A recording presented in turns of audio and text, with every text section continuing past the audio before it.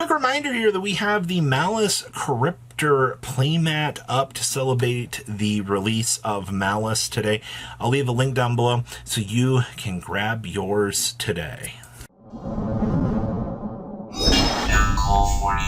Quick reminder here that we have the Malice Cryptor playmat up to celebrate the release of Malice today. I'll leave a link down below so you can grab yours today. Make sure you guys smash the crap out of that subscribe button so you guys don't miss out more on this content. This archetype literally got revealed not even a couple hours ago, and I've already seen people rushing out here to pick up things. So we're going to be starting off out here with the Drastic Draw. I've already started to watch this card get bought out.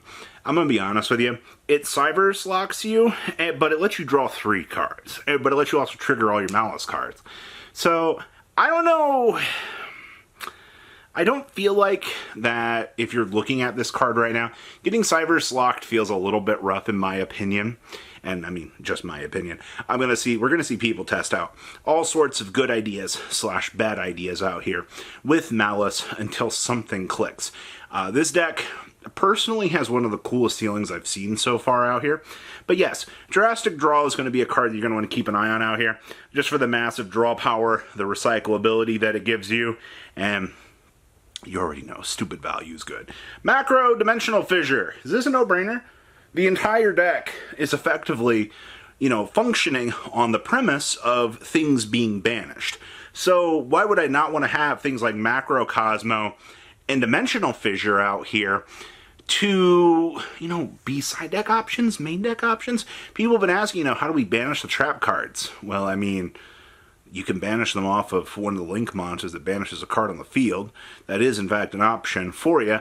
Or you just play Macro Cosmo and just hard vacuum up everything. I swear, people have forgotten that Macro Cosmo is a card that exists. They're always, I guess, so caught up on, the bad things. But, I don't know. You might want to keep an eye on this.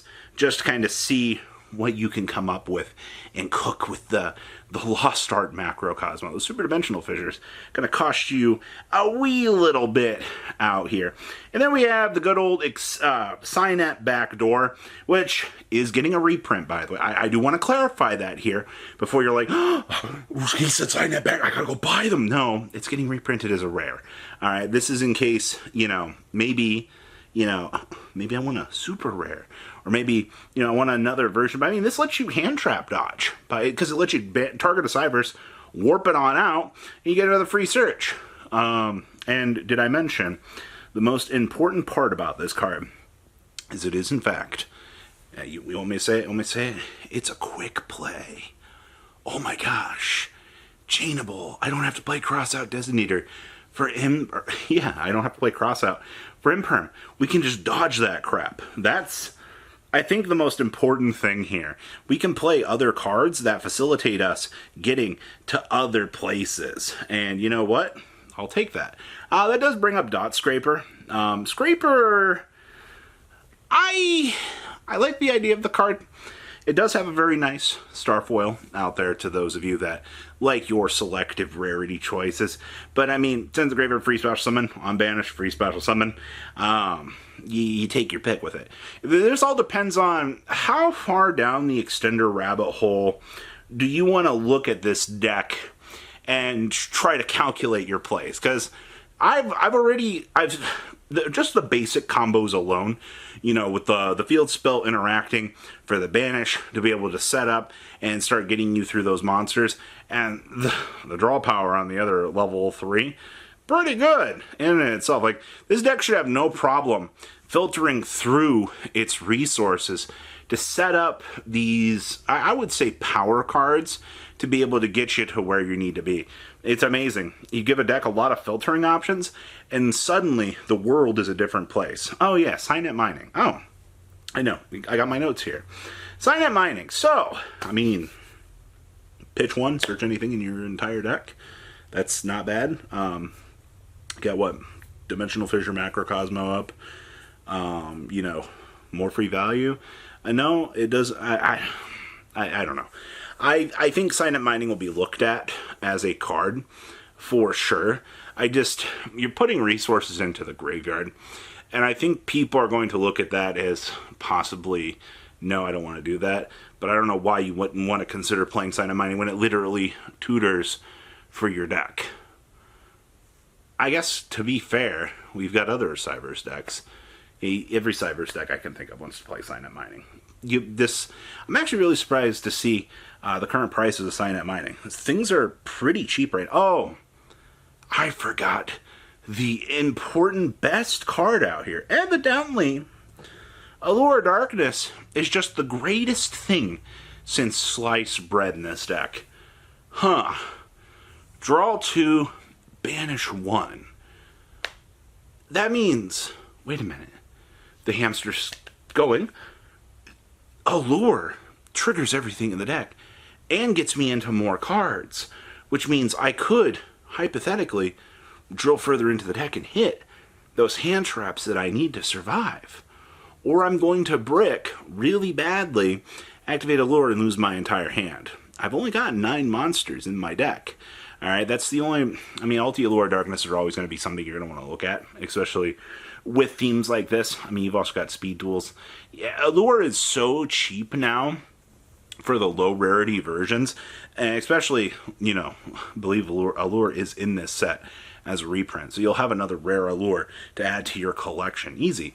Gold Sarcophagus. So, much like Tri-Brigade's entire idea of playing this, you are just using Gold Sarcophagus as another method to banish the specific piece that you need out of the deck. So, with Terraforming, Field Spell, and Gold Sarcophagus, we now have 5 methods to be able to send out that centerpiece that we need to be able to get the deck going.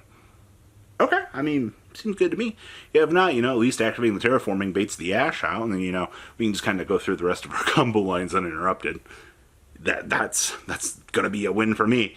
Anytime we can force out an interruption and still be able to kind of like continue on along with the play seems super worthwhile to me. Trust me. All right, you can play. I feel like you can play bad with this deck, and the deck has so much recurability that you'll be fine. Oh, I don't know why I didn't start this video. Shifter. Oh my gosh, another deck that the amount of people that I've seen that are so upset about a competitive anti-meta, well, a competitive combo deck that uses the banish pile. I'll be darned. It's like they're allergic to different game mechanics. People want to sit out here and they want to combo up. I'm sorry that your Snake Eyes pile that you've been playing for the last 9 months happens to hate the banish pile. Like, time to change?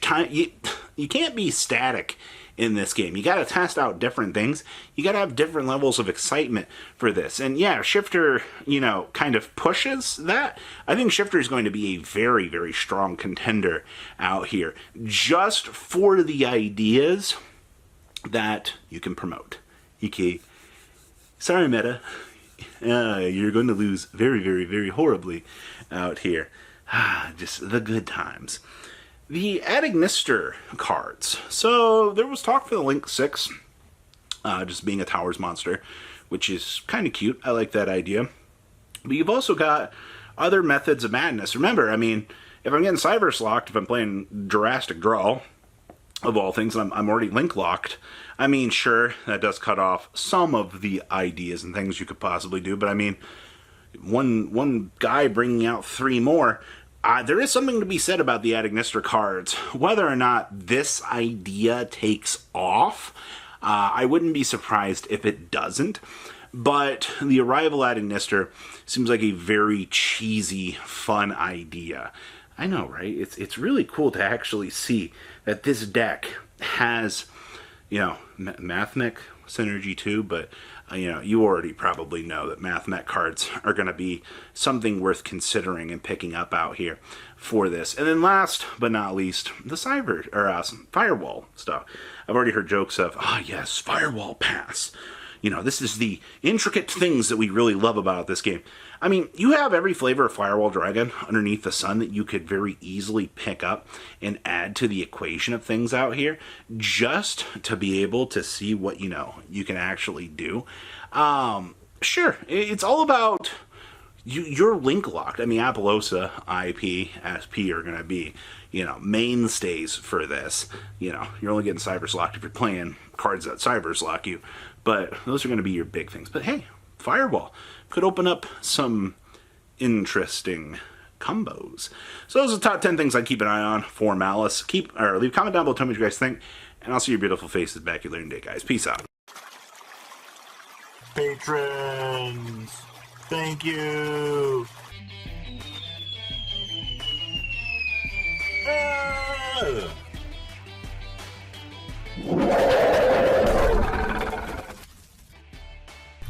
Thank you so much for watching. Check out these other videos.